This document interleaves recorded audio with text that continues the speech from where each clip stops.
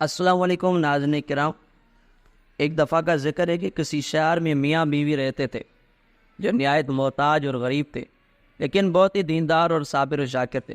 ہر حال میں اللہ کا شکر ادا کرتے اور اللہ کی دی گئی ہر نعمت پر چاہے جیسی بھی ہو شکر ادا کرتے۔ اس لیے ایک مرتبہ ایک ایسا وقت بھی آیا کہ گھر میں کچھ بھی کھانے کو نہ تھا۔ شوہر نے اپنی بیوی سے کہا کہ 3 دن سے ہمارے گھر چولہا نہیں چلا، ہمارے پاس کھانے کا کوئی انتظام بھی نہیں۔ ایسا نہ ہو کہ ہمارے ہمسایوں کو ہمارا یہ حال جان کر ملال ہو اور ہم ان کی نظروں میں حقیر معلوم ہو جائیں، لہذا تندور میں آگ لگائے رکھو تاکہ ہمسایوں کی یہ بدگمانی دور ہو جائے۔ یہ سن کر اس شخص کی نیک سیرت بیوی نے ایسا ہی کیا۔ اس نے تندور میں آگ جلا دی اور واپس آ کر اپنے شوہر کے پاس بیٹھ گئی۔ تندور سے دھواں ہوتا دیکھ کر ایک پڑوسن آگ دیکھنے آئی اور کیا دیکھتی ہے کہ سارا تندور روٹیوں سے بھرا ہوا ہے۔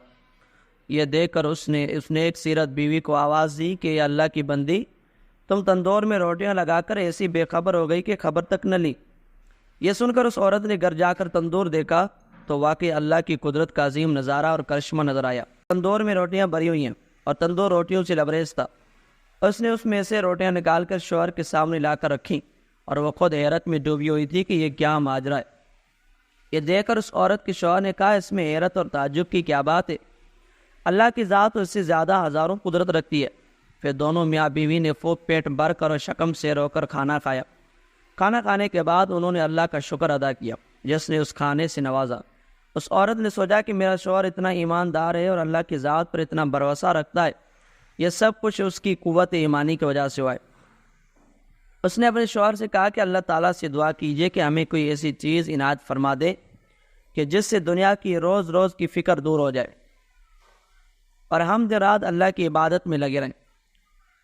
شوہر نے اپنی بیوی سے کہا کہ وہ ہمارے ہر حال سے واقف ہے اور جو اللہ کے نزدیک بہتر ہوتا ہے وہ وہی کرتا ہے، لیکن بیوی کے بے حد اصرار پر اس شخص نے ایک دن رات کے آخری حصے میں دعا کی کہ اے اللہ تو ہمارے ہر حال سے اچھی طرح واقف ہے، تیرے سامنے کسی بات کے عرض کی حاجت نہیں، لیکن مجھے میری بیوی نے مجبور کر دیا ہے اور اگر تو چاہے تو اس کی خواہش پوری کر دے۔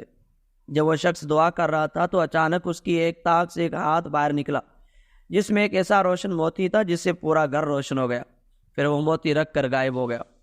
یہ دیکھ کر شوہر نے بیوی کو جگایا کہ اللہ کی بندی جلدی اٹھو، اللہ تعالیٰ نے ہمارے دل کی مراد پوری کر دی ہے۔ یہ سن کر بیوی اٹھی اور اپنے شوہر سے کہا کہ تم نے مجھے کیوں اٹھایا؟ میں تو ایک لطیف خواب دیکھ رہی تھی۔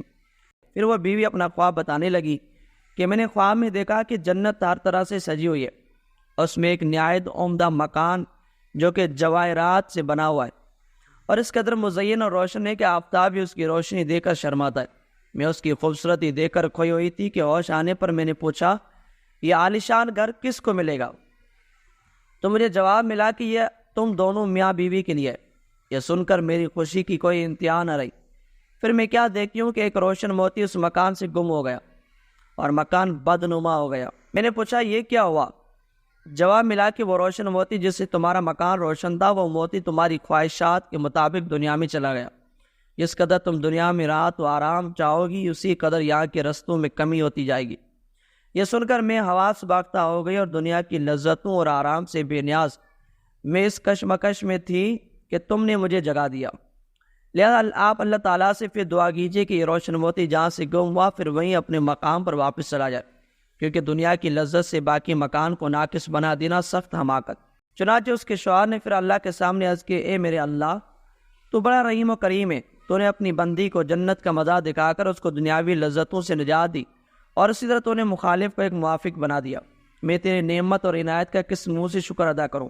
اے اللہ اس موتی کو اپنی اصل جگہ پہ واپس رکھ دے۔ وہ شخص اللہ تعالیٰ سے دعا مانگی رہا تھا کہ اچانک پھر سے ایک ہاتھ ظاہر ہوا اور روشن موتی کو اٹھا کر پھر غائب ہو گیا۔ ناظرین کرام، ہمیں اس کہانی سے یہ سبق ملتا ہے کہ اللہ تعالیٰ اپنے شکر گزار بندوں کو اس کی شکر گزاری کا پھل ضرور عطا کرتا ہے۔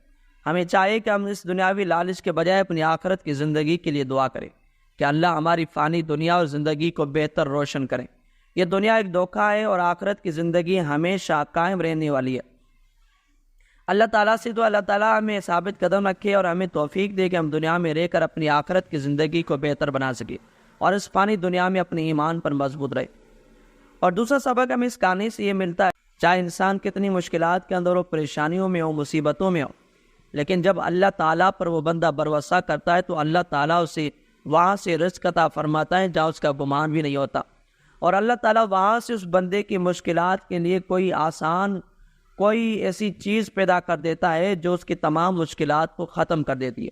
کبھی بھی جب بھی کسی مصیبت میں مبتلا ہو، آزمائش میں مبتلا ہو، تو واویلا یا رونا دھونا نہیں بلکہ اللہ تعالیٰ پر ہمیں بھروسہ کرنا چاہیے۔ اللہ تعالیٰ ہمیں اپنے اوپر بھروسہ کرنے کی توفیق عطا فرمائے۔